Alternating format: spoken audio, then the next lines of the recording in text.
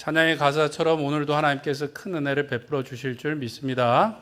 우리 옆에 계신 분하고 인사하겠습니다. 큰 은혜 받으시기 바랍니다. 번거로우시죠? 그래도 해야 됩니다. 우리는 혼자 지음받지도 않고 혼자 부름받지도 않았어요. 우리는 예수님의 몸으로 한 몸 될 때에만 예수님으로부터 영양분을 공급받을 수 있고 열매 맺을 수 있습니다. 그래서 번거로우시더라도 인사하시고 또 사귀면 좋겠습니다. 스티븐 콥이라는 분이 쓴 소중한 것을 먼저 하라는 책에 보면 우선순위에 대해서 강조하고 있습니다. 큰 돌부터 작은 돌, 또 모래와 또 물까지 다 넣을 수 있는 방법은 어떻게 되는가? 큰 돌부터 넣어야 된다라는 것이죠. 모래랑 작은 돌부터 넣기 시작하면 나중에 큰 돌이 들어갈 자리가 없다는 거예요. 그림을 봐도 사실 다 넣을 수 있을 것 같은데 라는 생각이 들지만 큰 돌을 넣고 나서 작은 돌을 넣으면 그 사이사이가 들어가고 모래를 넣으면 또 그 사이사이가 들어가고 나중에 물을 넣으면 꽉 찬다는 것이죠. 왜 이런 이야기를 했는가? 우리가 살아가면서 정말로 소중한 일들을 먼저 우리의 삶에 넣어놔야지만 다른 모든 일들을 끝낼 수 있다라는 이야기를 했습니다. 순서가 성공의 비결이다라는 말이 있는 것처럼 순서가 중요합니다.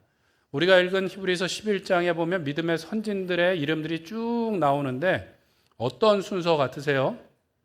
물론 앞쪽에는 태어난 시대별로 나오고 있지만 뒤쪽으로 가면 그렇지 않기도 합니다. 사라보다 뒤에 태어난 이삭과 야곱이 먼저 나오기도 하고 사사들 중에 바락보다 기드온이 앞서고 입다보다 삼손이 먼저 나오기도 하고 사무엘보다 다윗이 먼저 나옵니다. 그렇다고 중요한 인물 순서인가 보면 그렇지도 않죠. 그러면 아브라함이 좀 더 빨리 나와야 되는데 그렇지도 않았습니다. 가만히 보면 믿음의 여정에 있어서 어떠한 순서를 가지고 이러한 그 배치를 했던 것으로 우리가 볼 수 있어요. 지난주에 그 아벨의 제사가 믿음의 무엇이라고 말씀드렸죠? 믿음의 시작.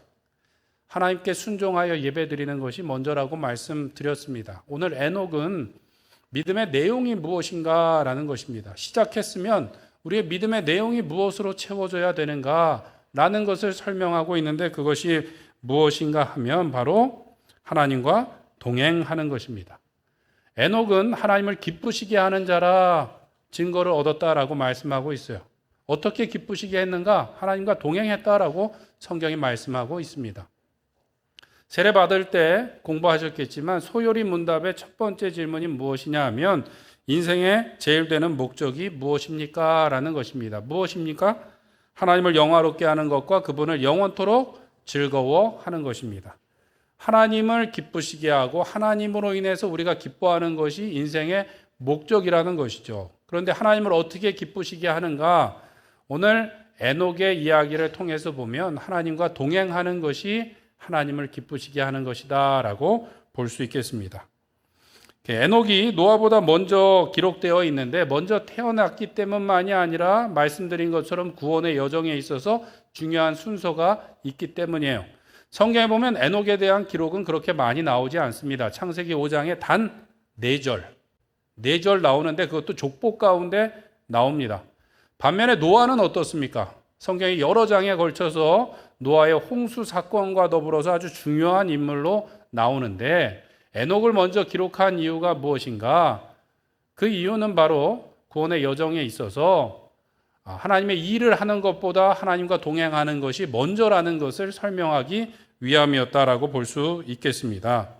노아는 전 지구적인 그 홍수 가운데서 큰 방주를 만들어서 모든 생물을 구원하는 하나님의 도구로 쓰임 받았습니다. 에녹은 그가 하나님과 동행한 것밖에 없어요. 누군가를 많이 구원하였다, 또 유기견을 돌봤다, 생명을 살렸다라는 이야기 없지만 그가 옮기시기 전에 어떤 증거를 받았다고요? 하나님을 기쁘게 하는 자라는 증거를 받았다라는 거예요. 어떠한 일을 해서 하나님을 기쁘시게 하는 것이 아니라 주님과 함께 하는 것이, 동행하는 것이 하나님을 기쁘시게 하는 것이고 그것이 우리의 믿음의 먼저라고 이야기하고 있습니다. 왜 그렇습니까? 우리가 바라는 천국은 뭔가 대단한 건물이 지어지고 대단히 편리하거나 금은보화가 가득한 곳을 우리가 바라는 것이 아니라 요한계시록 21장에 보면 우리가 바라는 천국 어떤 곳입니까?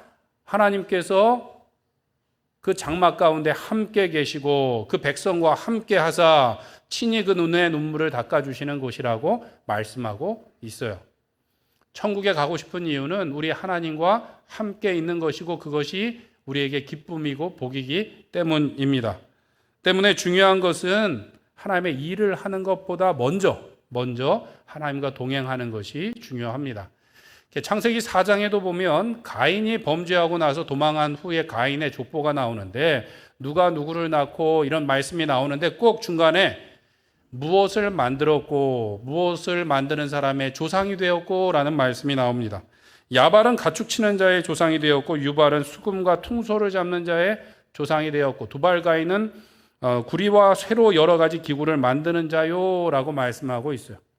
자랑스러운 족보죠. 누가 누구를 낳았는데 세계 최초로 목축 기술을 도입했고 세계 최초로 악기를 만들었고 세계 최초로 구리로 기구를 만들었고 자랑스러운 족보 같은데 누구의 족보라고요? 가인의 족보. 반면에 그 다음에 아벨 대신 주신 셋의 족보가 나오는데 간단하게 이렇게 표현합니다. 비로소 하나님의 이름을 불렀더라. 그때의 사람들이 비로소 여호와의 이름을 불렀더라라고 말씀하고 있어요. 무엇을 한 걸까요? 예배 드리는 사람들이었다라는 것이죠.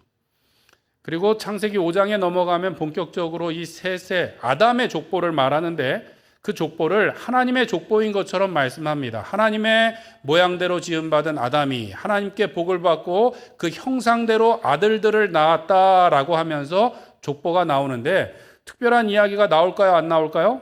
안 나옵니다. 안 나와요. 그냥 누가 누구를 낳고 몇 세를 더 살다가 죽었다라는 이야기만 나와요. 아담의 족보, 하나님의 백성의 족보의 특징은 뭐예요? 비로소 여호와의 이름을 불렀더라. 예배하는 사람이었다라는 것이 특징이고 그 가운데 한 사람 특별하게 기록된 사람이 누구인가? 바로 에녹입니다. 에녹. 뭐라고 기록하고 있는가? 창세기 5장 22절에서 24절 말씀을 한번 같이 읽어보겠습니다. 시작.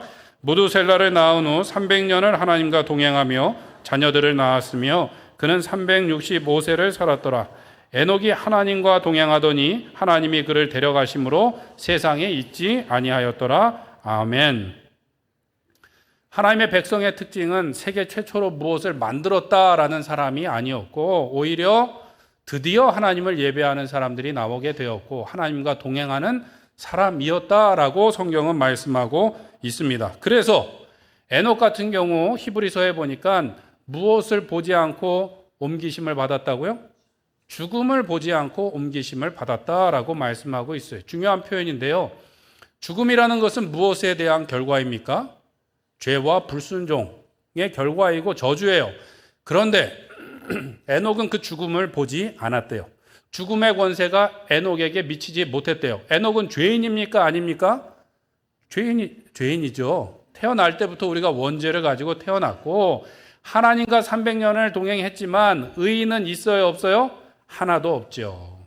그런데 그가 죽음의 권세가 그에게 미치지 못했대요. 왜요? 하나님과 동행했대요. 이 이야기는 앞에 아벨의 이야기하고 연결됩니다. 아벨은 무엇으로 제사함을 드렸습니까? 어린 양 첫 새끼의 피로 제사함으로 그가 의롭다함을 얻었고 그 다음 에녹 같은 경우는 하나님과 동행함으로 죽음의 권세가 그에게 미치지 못하고 하늘나라로 올리심을 받았다라는 것이죠. 이것이 무엇을 표현하고 있습니까? 예수님을 통해서 우리가 받은 구원을 예표적으로 보여주고 있는 것 같아요. 그렇지 않습니까? 어린 양 되신 예수님의 피로 죄인인 우리가 의롭다함을 받았어요. 성령께서 우리 가운데 오시사 동행하며 우리가 하나님 나라로 우리를 인도하고 계시다라는 것이죠. 그것을 이야기하고 있습니다. 중요한 것은 무엇인가? 하나님과 동행함이 중요하다라는 것이죠.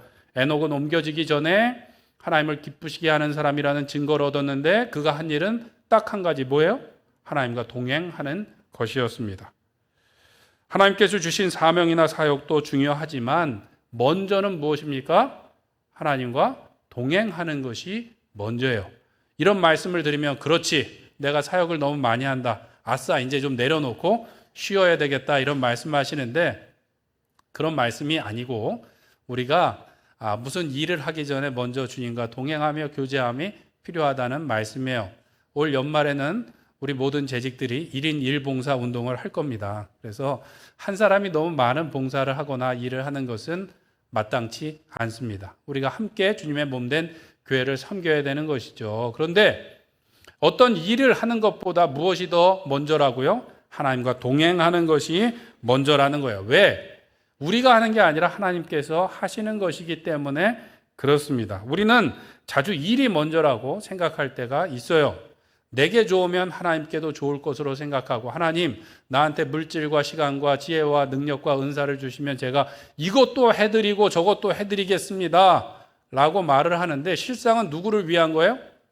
나를 위한 거죠. 하나님께 뭐가 능력이 없어서, 사람이 없어서 우리가 필요하신 건가요? 아닙니다. 우리가 뭔가를 해드려야 될 만큼 좀 궁핍하실까요? 그렇지 않습니다. 우리에게 복 주시고자 예수 그리스도의 사역에 우리를 동참시켜 주시는 것이죠. 그런데 먼저는 무엇입니까? 그 하나님과 동행함이 우리에게 필요하다는 거예요. 가끔은 교회에서 봉사를 아주 잘 하시다가 어느 날 보면 갑자기 안 보이시는 분들이 계세요. 왜 그런가 살펴보면 너무 지쳐서 그러시거나 또는 교회 봉사를 하시다가 무엇에 들어서 시험 들어서 안 나오시는 경우가 아주 가끔 있습니다. 왜 그렇습니까? 여러 가지 이유가 있겠지만 하나님과 동행함보다 일이 앞설 때 우리의 마음이 그것을 견디지 못하게 될 수 있다는 것이죠. 물론 교회 보면 2080 법칙이 교회에도 적용되는 것 같아요. 20%의 성도님들이 거의 교회 대부분의 봉사를 감당하고 있습니다. 왜요? 잘 안 하려고 그러니까 일하는 사람들이 더 하게 되기도 하고, 때로는 그 일을 통해서 나를 인정받으려고 할 때가 있어요. 내 신앙을 인정받으려고 하고 사람들이 칭찬해 주는 것이 좋아서 과도하게 그 봉사를 하려고 할 때가 있다는 것이죠. 가족들에게 신뢰를 받지 못하는데 마치 가족들에게 핍박받는 것처럼 이야기하면서 교회 와서 조금만 봉사하니까 성도님들이 좋은 얘기를 많이 하시죠. 그러다 보니까 교회 와서 더 많이 살게 되고 균형이 깨지게 되고 가족들에겐 신뢰를 더 잃어버리게 되고 하는 일들이 있어요.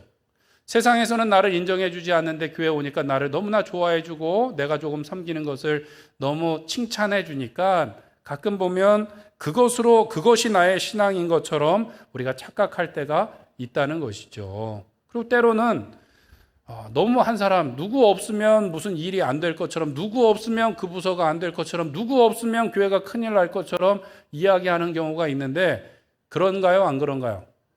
아니죠. 회사에서도 사회에서도 누구 없다고 그 일이 안 돌아가는 게 아니고 교회는 더더욱 그렇습니다. 왜요? 하나님께서 하시는 것이니까 그래요. 그런데 마치 누구 없으면 안 될 것처럼 이렇게 이야기하는 것은 좋은 의미도 있지만 내가 하기 싫으니까 자꾸 너 잘한다 그래서 일을 안 하려고 하는 경우도 가끔 보니까 있어요. 어쨌거나 일보다 하나님과 동행함이 먼저라는 거예요. 말세에 보면 예수님께서 주여 주여 우리가 주님의 이름으로 귀신을 쫓아내고 병자를 고치고 많은 권능을 행하지 아니하였습니까? 라고 말할 사람이 많다 그랬나요? 적다 그랬나요? 많을 거라 그랬어요. 그 말은 무엇입니까? 많은 사람들이 뭔가 일을 통해서 구원받고 일을 통해서 하나님께 인정받고 일을 통해서 사람들에게 인정받기를 바라고 착각하는 사람들이 많을 거라는 말씀을 하신 것이죠. 그러나 먼저 되어야 되는 것은 말씀대로 순종하며 주님과 동행하는 일입니다. 왜 그런가? 요한복음 15장 5절 말씀을 같이 읽겠습니다. 시작. 나는 포도나무요 너희는 가지라. 그가 내 안에 내가 그 안에 거하면 사람이 열매를 많이 맺나니 나를 떠나서는 너희가 아무것도 할 수 없음이라. 나를 떠나서는 너희가 조금은 할 수 있다? 아무것도 할 수 없다. 아무것도 할 수 없다. 저도 착각을 하고 우리가 많이 착각을 합니다. 내가 뭔가를 한 것처럼 착각하는데 내가 한 것이 아니라 내 안에 계신 예수님께서 하시는 것임을 잊지 말아야 되는 것이죠. 우리가 하는 게 아니라 우리가 예수님 안에 있을 때 예수님께서 우리 안에서 우리를 통하여 역사하시는 줄로 믿습니다. 때문에 우리가 먼저 해야 될 일은 무엇인가? 하나님과 동행함이 먼저여야 합니다. 동행한다라는 것은 글자 그대로 함께 걷는다라는 거예요. 함께 걷는다. 하나님과 함께 걷는다. 아모스서 3장 3절에 보면 두 사람이 의합하지 못하고서야 어찌 동행하겠으며 라고 말씀합니다. 동행하려고 하면 무엇을 해야 된다고요? 의합.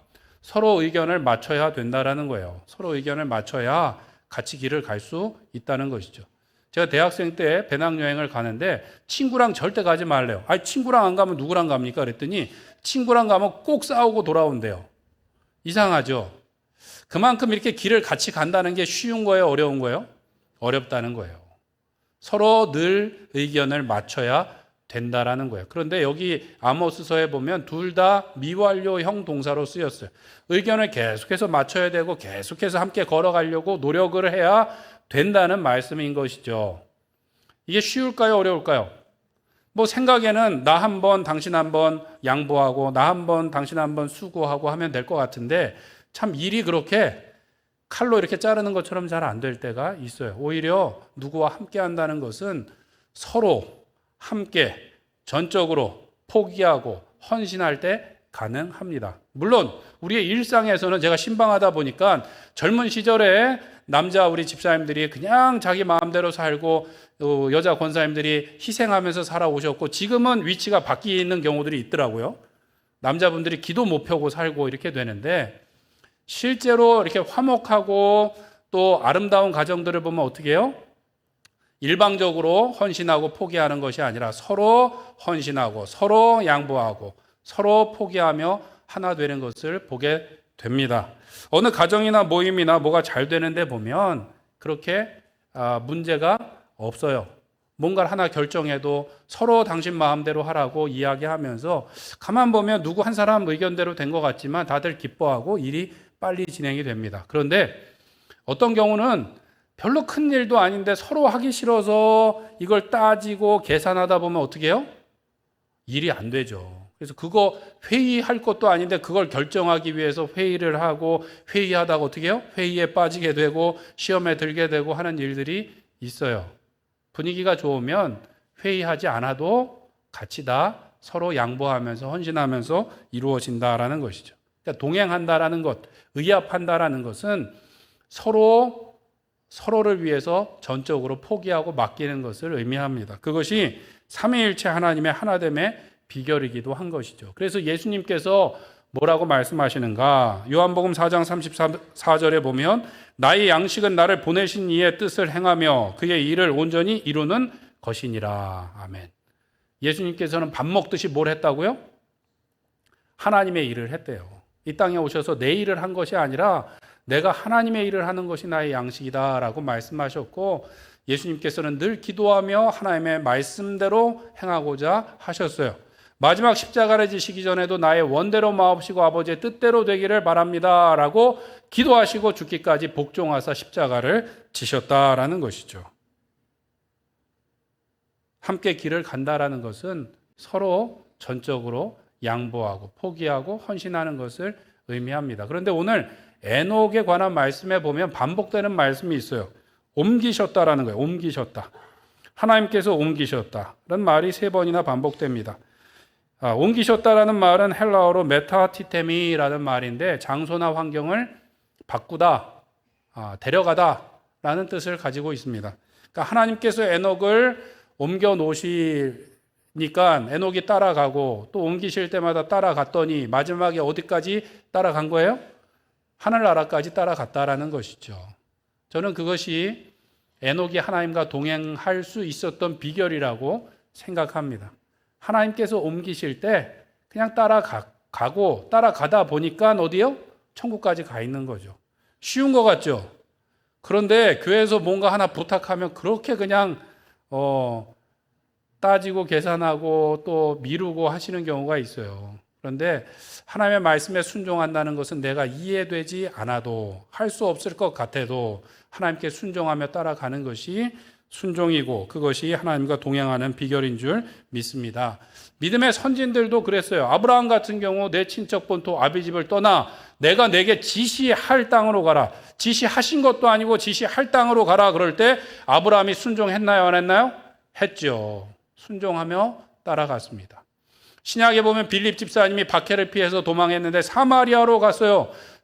하필 사마리아로 가서 복음을 전하는데 놀라운 역사가 일어났고 좀 뭔가 교회가 될 만할 때 가사로 내려가는 길까지 가라. 가사로 가라는 말씀도 아니고 거기 가서 누구를 만나라는 말씀도 아니고 글로 내려가는 길까지 가라는 거예요. 가면 뭐가 있을 줄 알겠습니까? 그냥 광야인데 가보니 누가 있어요? 전도 대상자가 있게 되고 복음을 전해서 아프리카 대륙이 변화되는 역사가 일어났다라는 것이죠. 하나님과 동행한다라는 것은 전적으로 맡기고 따라가는 것을 의미합니다. 하나님의 임재 연습이라는 책에 보면 로렌스 수도사는 뭐라고 말하는가 하면 하나님이 나를 어떻게 하시려는지 모르지만 나는 늘 아주 행복하다라고 말했어요. 하나님이 나를 어떻게 하실지 모르겠지만 어디로 데려가실지 모르겠지만 나는 늘 아주 행복하대요. 왜요? 하나님을 믿으니까. 두려움이 아니라 기대와 기쁨으로 가득하다라는 것이죠. 그가 전쟁터에 나갔다가 다리에 부상을 입고 다리를 절게 되었어요. 불구자가 되었어요. 수도원에 들어갔는데 이 신입에게 처음 맡겨진 일이 무엇이었는가 하면 읍내에 나가서 식료품을 사오는 일인데 나갈 때 조그만 조각배를 타고 나갔다 와야 돼요.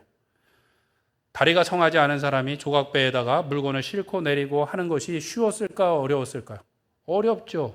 중심을 잡기가 너무 어려운데 뭔가 잘못돼도 단단히 잘못됐다는 생각에 불만이 가득했었다는 거예요. 그런데 주님을 사랑하는 마음으로 내가 이 일을 해보리라는 마음을 먹으니까 하나님께서 그 일을 잘할 수 있는 능력도 주시고 지혜도 주시고 사랑도 주시고 또 기쁨도 주시더라는 이야기를 합니다. 그는 일평생 수도원에서도 남들이 하기 싫어하는 구두수선 일과 주방에서 일을 했지만 모든 것을 주님을 위해서 하고 나서 엎드려 경배하고 나면 마치 왕이 된 것 같은 기쁨으로 충만했다라고 말씀하고 있습니다. 중요한 것은 무슨 일을 하느냐가 아니라 주님과 동행하며 주님을 사랑하는 것이 중요하다라는 것이죠. 왜 그런가? 행복이라는 것은, 기쁨이라는 것은 어떤 소유에서 오는 것이 아니라 어떤 물건에서 오는 것이 아니라 관계에서 오는 것입니다.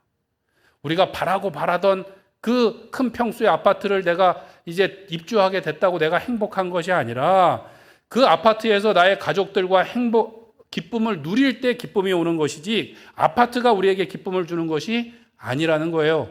기쁨이라는 것은 사람들과 함께 할 때 오는 감정이라는 것을 우리는 기억해야 되는데 자주 착각합니다.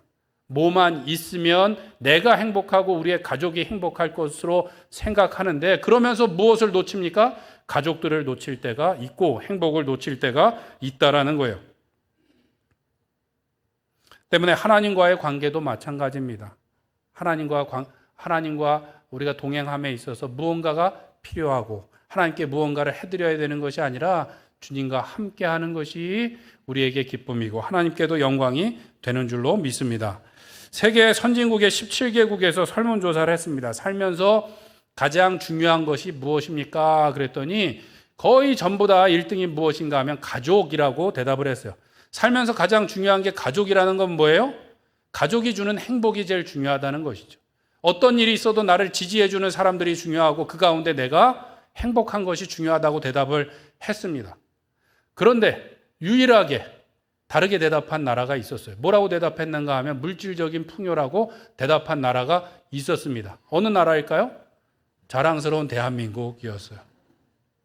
선진국의 모든 나라들은 다 가족이라고 대답했는데 우리는 물질적인 풍요가 있어야 행복할 것으로 생각했다는 것이죠. 미국의 한 학자가 이걸 좋게 해석하기를 한국은 일제강점기와 6.25를 거치면서 너무 가난해서 가족을 지키지 못했다는 거예요. 그렇죠?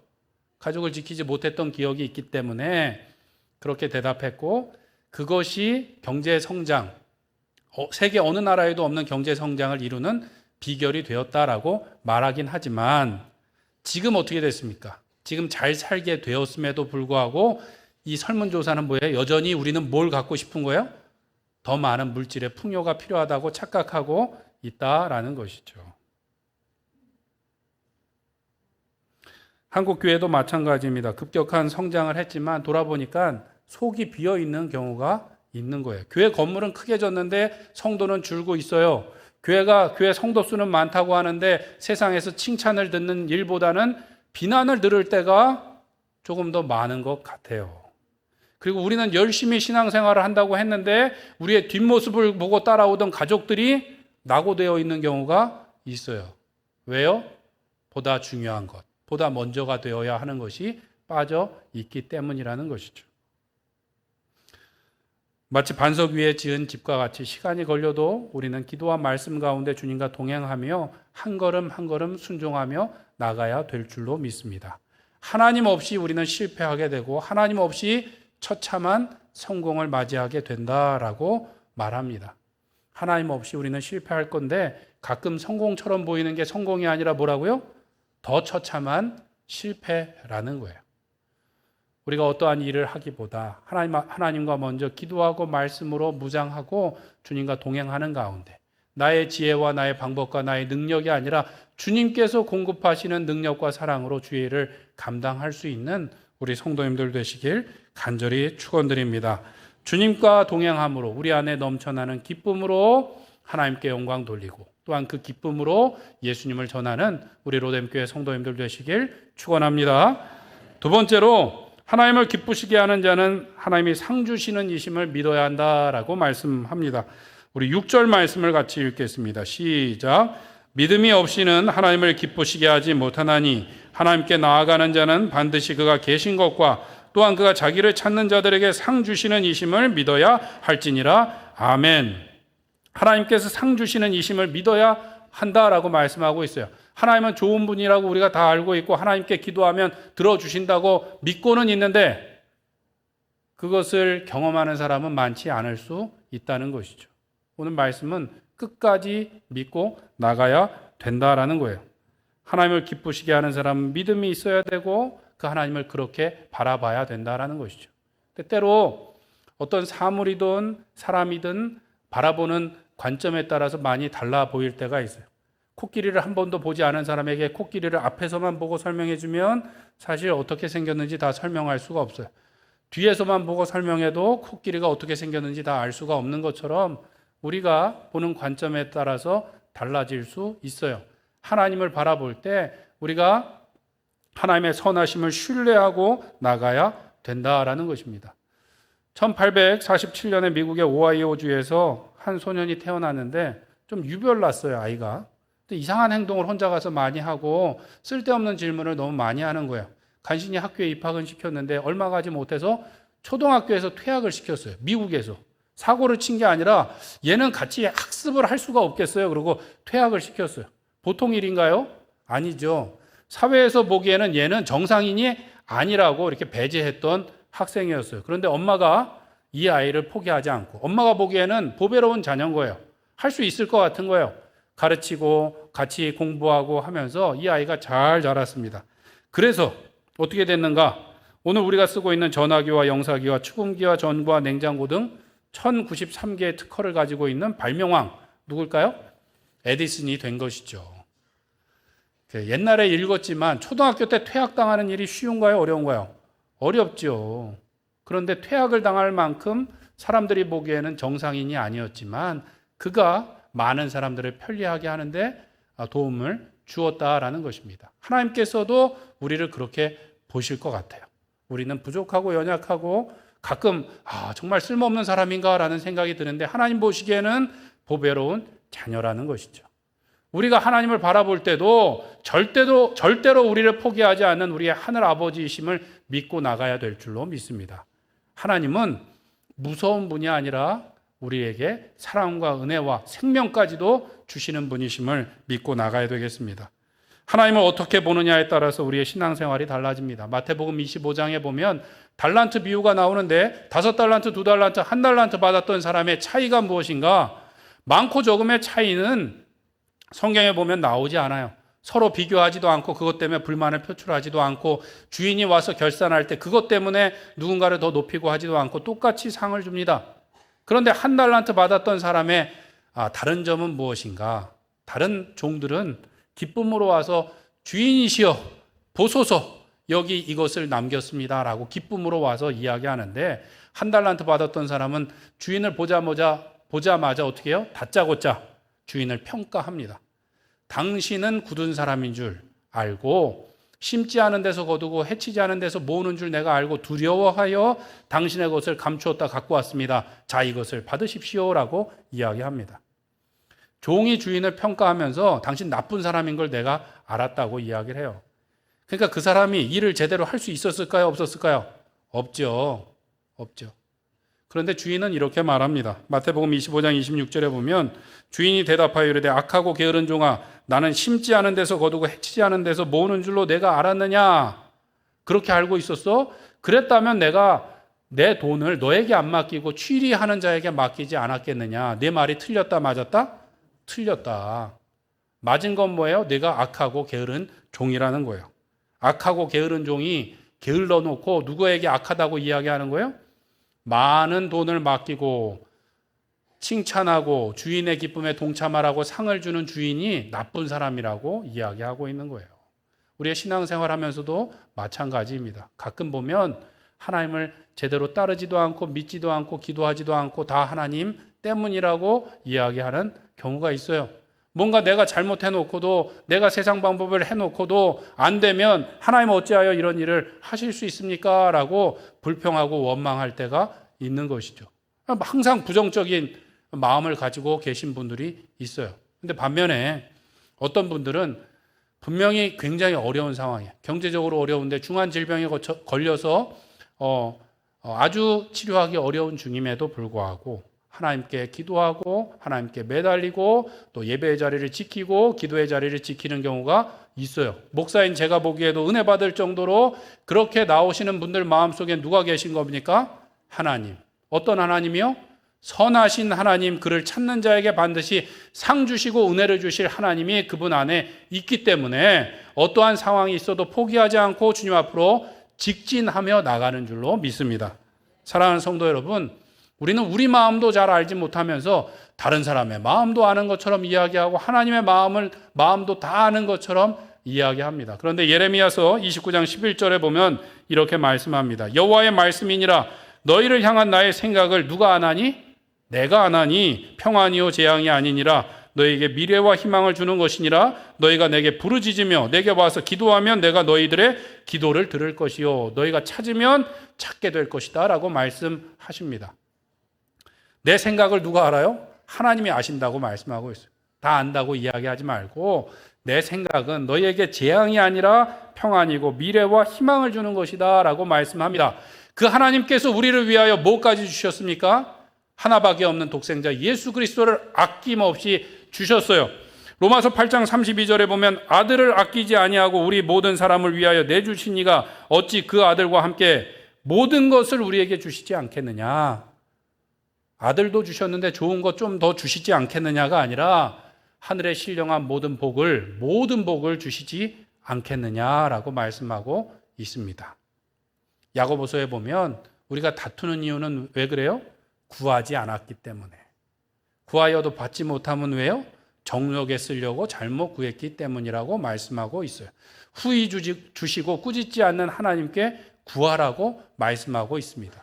우리의 기도가 응답되지 않는 것은 너무 많이 기도해서가 아니라 하나님을 너무 작게 생각하고 있기 때문이라는 것이죠. 바라기는 하나님을 바라보며 우리에게 반드시 상 주시는 이심을 믿고 더 가까이 나가시는 우리 성도님들 되시길 간절히 축원드립니다. 자녀를 키우실 때에도 자녀들이 부모님께 이야기하고 요청하면 좋은데 부모님은 안 될 거야. 그러고 가서 슬쩍 이렇게 훔쳐갖고 오면 어떻게 잘했다라고 칭찬하시겠어요? 아니죠. 그 행동도 나쁠 뿐만 아니라 그 믿지 못함에 대해서 너무 마음이 아플 거예요. 그런데 우리의 형편과 사정이 어려워도 자녀들이 부모님을 믿고 뭔가를 요청하면 어렵게 해주더라도 막 화가 나세요? 아니면 기쁘세요? 기쁘죠. 자녀들이 그걸 가지고 기쁘게 하는 것을 보고 그 은혜를 알게 되고 그 관계 가운데 우리는 기쁨을 누릴 수 있게 됩니다. 하물며 사람들도 그런데 우리 하늘 아버지께서는 어떠하시겠습니까? 우리에게 복을 주시려고 기다리고 계신데 우리가 구하지 않는 경우가 있다라는 것이죠. 바라기는 우리에게 상 주시는 하나님을 바라보며 오늘도 은혜의 보좌 앞으로 담대히 나아가 하나님의 복을 누리며 전하는 주님의 모든 권속들 되시길 간절히 축원드립니다. 기도하시겠습니다. 우리 기도하실 때 하나님 주님과 동행하게 하여 주시옵소서. 날마다 주님을 의지하며 주님을 따라가는 우리가 되게 하여 주시옵고 또한 주님께서 우리에게 상 주시는 이심을 믿고 오늘도 기도하며 주님 앞에 나아가는 우리가 되게 하여 주시옵소서. 다른 곳에서 방법을 찾는 것이 아니라 오직 주님 안에서 우리가 방법을 찾고 복을 찾고 생명을 찾게 하여 주시옵소서. 우리 주여 한번 부르짖고 기도하겠습니다.